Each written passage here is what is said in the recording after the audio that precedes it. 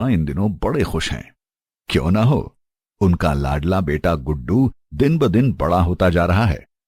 अपने भोलेपन के साथ बचपने वाली नटखट हरकतों से घर में जैसे खुशियों की लहर लेके आया है गुड्डू। 3 साल का गुड्डू सचमुच बड़ा प्यारा है। शक्ति अम्मा आज जब उनके घर आई तो गुड्डू का प्यारा सा हंसता हुआ चेहरा देखकर उन्हें भी बड़ा आनंद आया। सचमुच बड़ा प्यारा है गुड्डू। बस आपका आशीर्वाद है शक्ति अम्मा। अम्मा, बस इतना आशीर्वाद कीजिए कि अपना गुड्डू बड़ा होने के साथ साथ स्वस्थ और पढ़ाई लिखाई खेलकूद में भी अच्छा हो।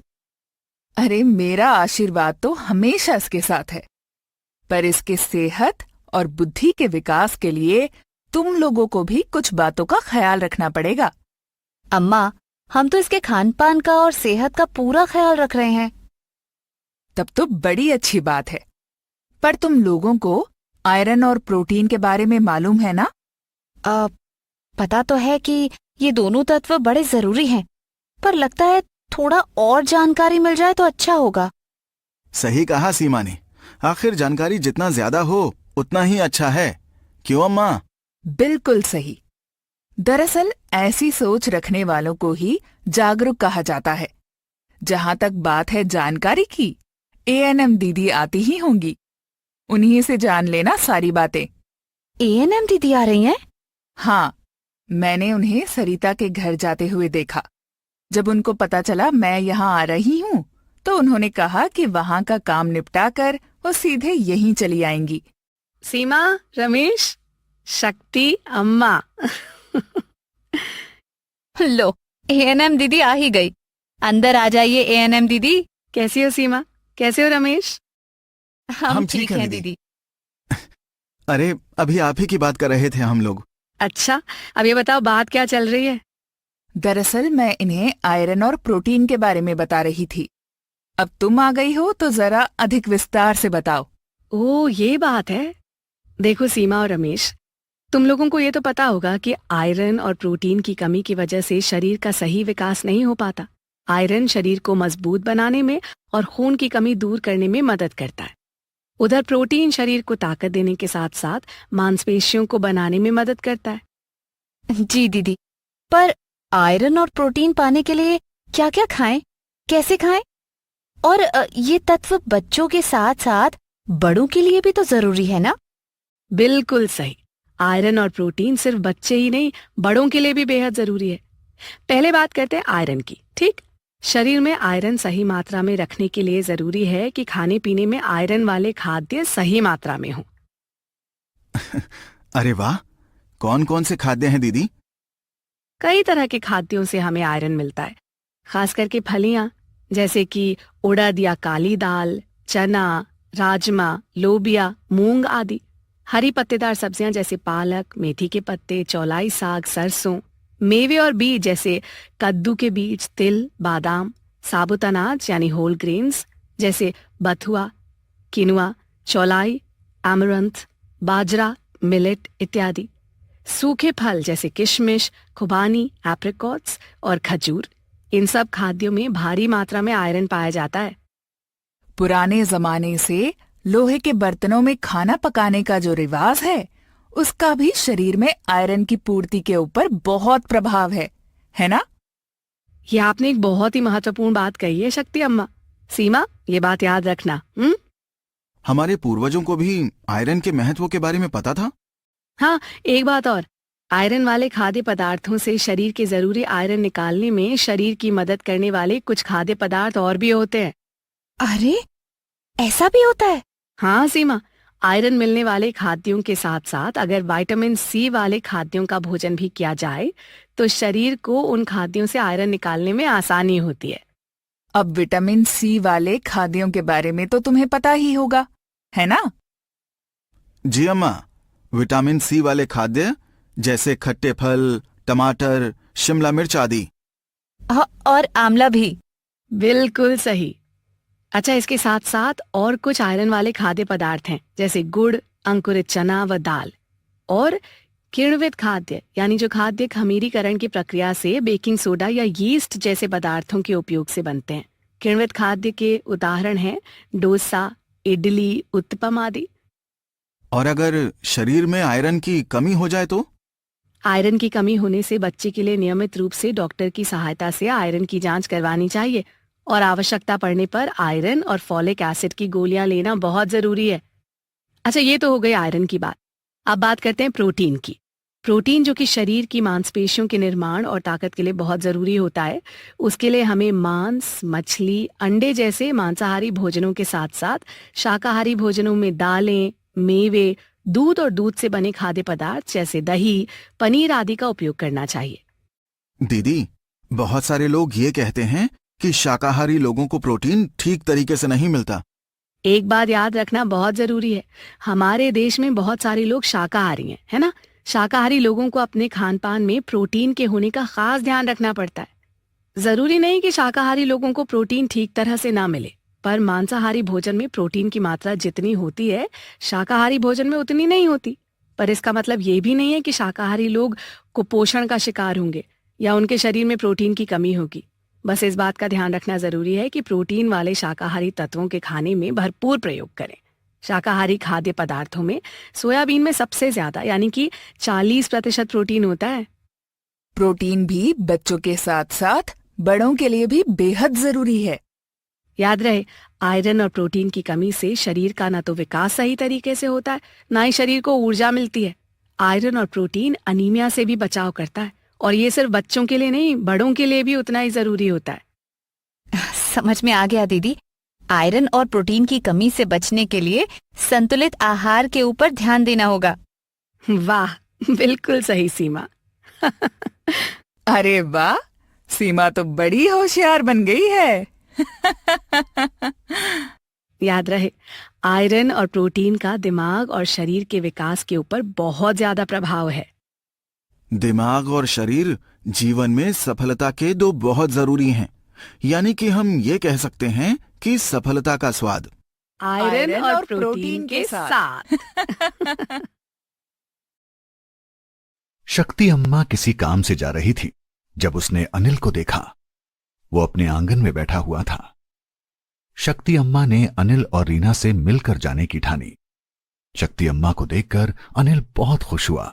अरे शक्ति अम्मा, आइए आइए। आज बहुत दिनों के बाद कैसे आना हुआ? आजकल आप आती ही नहीं। अरे क्या बताऊं, इन दिनों बिल्कुल समय मिल ही नहीं रहा है। फिर भी आज इधर से गुजर रही थी तो सोचा तुम लोगों से मिलती चलूं। अच्छा किया अम्मा, रीना भी आती ही होगी। रीना नहीं है? कहाँ गई? अरे कुछ नहीं अम्मा, वो आती ही होगी। लो, आ गई आ गई। अरे शक्ति अम्मा, कैसी हैं आप? मैं तो ठीक हूँ, पर तुम लोटा लेकर कहाँ से आ रही हो? तुम लोगों ने घर पर शौचालय नहीं बनाया अब तक? वो अम्मा, दरअसल बात ऐसी है कि मैं इन्हें बोल ही रही हूँ बहुत दिनों से, लेकिन ये है कि सुनते ही नहीं। अरे अनिल, ये क्या सुन रही हूँ मैं? शक्ति अम्मा, दरअसल बात ऐसी है कि मैं सोच ही रहा हूं कि शौचालय बनवा लूं, बस टाइम नहीं मिल रहा है। देखो अनिल, जैसे खाना पीना सोना, इन सब चीजों को हम टाल नहीं सकते, वैसे ही शौचालय बनवाना भी एक ऐसा काम है जिसे हम टाल नहीं सकते। घर में शौचालय बनवाना उतना ही जरूरी है जितना खाना पीना और सांस लेना। यही बात तो इनसे कहती रहती हूँ। देखो अनिल, खुले में शौच करना एक बहुत ही गंदी आदत है जिसके कई सारे नुकसान हैं। खुले में शौच करने से हर जगह गंदगी फैलने का डर तो रहता ही है, साथ ही इससे बीमारियां भी फैलती हैं। खुले में शौच करने से हैजा, पेचिश, टाइफाइड, आंतों के कीड़े जैसी कई बीमारियां हो सकती हैं। और इस तरह की गंदगी से नदी, नाले या तालाब का पानी भी दूषित होता है। जरा सोचो, ऐसा दूषित पानी जब वापस घर के काम काज के लिए लाया जाएगा या फिर नहाने के लिए इस्तेमाल किया जाएगा तो क्या होगा? मुझे तो सोचकर भी घिन आती है। दुख की बात है कि बहुत सारे लोग इस बारे में नहीं सोचते। हाँ, और ये तो घर की बहू बेटियों के लिए शर्म की बात भी है ना। अरे ये तो मर्दों के लिए भी शर्म की बात है। ये बात तो है। तो फिर जल्द से जल्द शौचालय का निर्माण कर लो। इससे तुम और तुम्हारा परिवार बीमारियों से भी बचेगा और साथ साथ गंदगी भी नहीं फैलेगी। नहीं नहीं शक्ति अम्मा, अब मैं इस मामले में देर नहीं करूंगा। और हाँ, और कई बातों का ध्यान रहे। शौचालय जाने के बाद बच्चे हो या बड़े, अच्छी तरह से साबुन से हाथ धो लेना सबके लिए बेहद जरूरी है, खास करके खाना खाने से पहले। वैसे भी तो खाना खाने से पहले और खाने के बाद हाथ साबुन से अच्छी तरह से धोना बेहद जरूरी होता है ना? बिल्कुल सही मीरा, ये बात सबको याद रखनी चाहिए। आखिर स्वच्छता ही तो हमारे स्वस्थ रहने का तरीका है। शक्ति अम्मा, मैं वादा करता हूँ अब और लापरवाही नहीं करूंगा। आखिर ये मेरे परिवार के भविष्य का सवाल है। इन दिनों सरिता के घर खुशियों का माहौल छाया हुआ है। सरिता के घर एक नया मेहमान जो आया है, उसका बेटा सुरेश पिता बन गया है।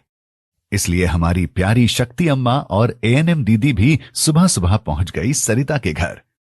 सरिता, सुरेश और सुरेश की पत्नी शालिनी नवजात शिशु के साथ आंगन पर ही बैठे हुए थे। बधाई हो सरिता, बधाई हो शालिनी और सुरेश। बधाई हो सबको। बहुत बहुत धन्यवाद आप लोगों का। तो कैसा है हमारा नन्हा राजकुमार? ठीक है अम्मा, वो बिल्कुल ठीक है। बहुत अच्छी बात है, पर मुन्ना आगे भी ठीक ठाक रहे, इसका भी ध्यान रखना। अरे हाँ शक्ति अम्मा, मैं दरअसल आपसे और एएनएम दीदी से इस बारे में बात करने ही वाली थी। जरा बताइए ना, मुन्ने की सेहत का ख्याल कैसे रखा जाए? देखो, नवजात शिशु की देखभाल की बात करें तो इसमें कई सारे पहलू हैं। इसमें सबसे पहले जो आता है वो है स्वच्छता। नवजात शिशु की साफ सफाई का बहुत ज्यादा ध्यान रखना जरूरी है। शिशु को रोज नहलाना और साफ सुथरे कपड़े पहनाना, शौच या पेशाब के बाद तुरंत साफ करना, ये सब बेहद जरूरी है। इन बातों का तो ख्याल रख ही रही हूँ। बहुत अच्छी बात है। इसके साथ साथ नवजात शिशु के आहार यानी माँ के दूध का भी काफी महत्व है। नवजात शिशु को सिर्फ माँ का दूध ही पिलाना चाहिए। माँ के दूध से उसे सारे पोषक तत्व मिलने के साथ साथ रोगों से लड़ने की ताकत भी मिलती है। माँ के दूध से ही उसका शरीर और बुद्धि के विकास के लिए जरूरी पोषक तत्व उसे मिलेंगे। इस उम्र में कोई और खाद्य नहीं देना है। ये बात तो मैंने बहू को बता दी है कि बच्चे को सिर्फ अपना ही दूध पिलाए। बिल्कुल सही। और याद रहे, बच्चा या माँ अगर बीमार भी हो तो भी दूध पिलाना नहीं छोड़ना चाहिए। अच्छा, तो बच्चे की बीमारी की बात हो रही है तो एक बात बताइए ना, बच्चों को सबसे ज्यादा जिन बीमारियों से बचाना आवश्यक है वो क्या क्या हैं? अरे वाह, बहुत सही सवाल किया है सुरेश। नवजात शिशुओं को जो बीमारी सबसे ज्यादा लगने का खतरा होता है ना, वो है निमोनिया, जो कि ठंड लगने से हो सकता है। इसीलिए सही तरह और परिमाण के गर्म कपड़े का इस्तेमाल पर ध्यान देना चाहिए। साथ साथ गीले कपड़ों में शिशु को बिल्कुल भी ना रखें। इससे ठंड लगने के साथ साथ संक्रमण का भी डर रहता है। और सुरेश, बच्चे को और उसकी माँ को नियमित रूप से स्वास्थ्य केंद्र ले जाना उनके परीक्षण के लिए, और कोई भी बीमारी होने पर डॉक्टर को तुरंत दिखाना मत भूलना। और हाँ, सरिता और शालिनी, बच्चे की नाभि में घी या शहद जैसी चीजें बिल्कुल मत डालना, इससे संक्रमण की संभावना रहती है। देखो, अगर इन सब बातों का ध्यान रखोगे तो बच्चा स्वस्थ रहेगा और उसका विकास भी सही तरह से होगा। हम इन बातों का सही सही ख्याल रखेंगे दीदी। आप दोनों का धन्यवाद, जो आपने इतनी महत्वपूर्ण बातें हमें बताई। अरे, धन्यवाद किस बात का? ये तो हमारा दायित्व है।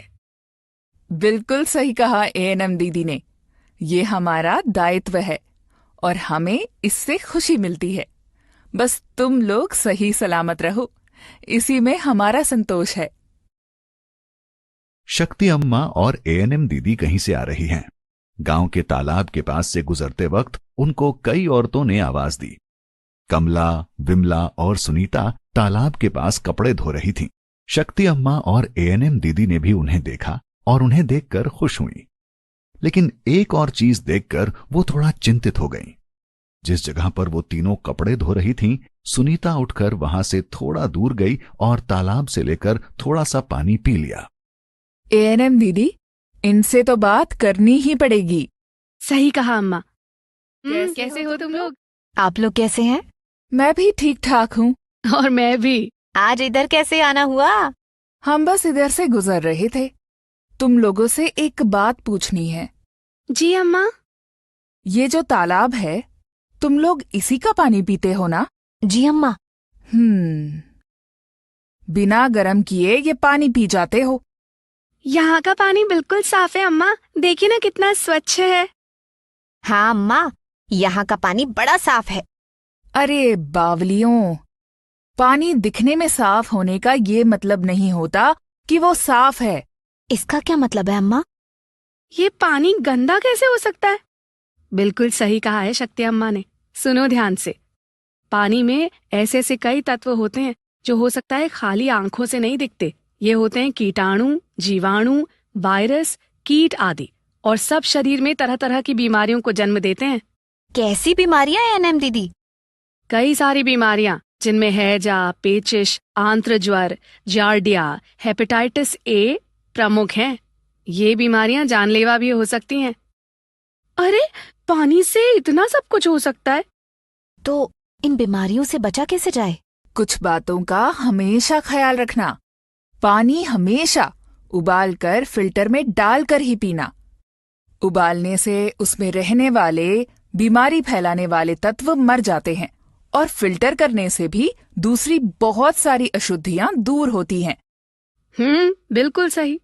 और सुराही वगैरह से पानी निकालने के लिए साफ सुथरे और लंबे डंडे वाले बर्तन को इस्तेमाल करना। और पानी से भरे हुए ग्लास को पकड़ते वक्त अंदर की तरफ उंगली मत रखना। अगर ऐसा करोगे तो हाथ में लगे हुए जीवाणु या कीटाणु वगैरह पानी में जा सकते हैं। एक और बात का ख्याल रखना जरूरी है। पीने के पानी का स्रोत हमेशा साफ सुथरा रहे। जिस पानी में कपड़े धोते हो, मवेशियों को नहलाते हो, वैसे पानी में गंदगी अधिक मात्रा में होती है। कुछ लोग तो नदी या तालाब में शौच पेशाब भी करते हैं। ये ठीक नहीं है। यहाँ तक कि हमारे शास्त्रों में भी हजारों साल पहले इन चीजों को ना करने के लिए कहा गया है। आज तो बहुत सारी नई चीजें सीखने को मिल रही हैं। पानी के जिन स्रोतों में पानी का ठहराव रहता है ना, जैसे तालाब, टंकी वगैरह, उनमें नियमित रूप से क्लोरीन टैबलेट का उपयोग करके सफाई करनी चाहिए। पानी के स्रोत के पास कभी भी गंदगी जमा नहीं करनी चाहिए। अब ये तो हो गई पीने के पानी की बात, पर कपड़े और बर्तन धोना या नहाने के लिए इस्तेमाल करने वाले पानी का भी साफ होना बहुत जरूरी है। लगता है यही सब कारणों से हमारे घर के लोग बार बार बीमार पड़ते हैं। पर अब नहीं, अब तो हम इन बातों का पालन करेंगे। ये जरूरी जानकारी हम दूसरों को भी देंगे। बहुत अच्छे। लगता है हमारे यहाँ आने का मकसद पूरा हुआ। नन्ही सी गुड्डी को इन दिनों एक नया दोस्त मिला है। बिल्ली का छोटा सा प्यारा सा बच्चा, जिसका नाम गुड्डी ने रखा है गोलू। गुड्डी को जब भी वक्त मिलता है गोलू के साथ खेलती रहती है। आज भी शक्ति अम्मा जब गुड्डी के पिता महेश और मां शीला से मिलने आई, तब गुड्डी गोलू के साथ खेल रही थी। शक्ति अम्मा को देखते ही गुड्डी गोलू को लेकर उनके पास दौड़ती हुई गई। देखो शक्ति अम्मा, ये मेरा नया दोस्त। कितना प्यारा है ना। अरे वाह गुड्डी, ये तो सचमुच बहुत प्यारा है।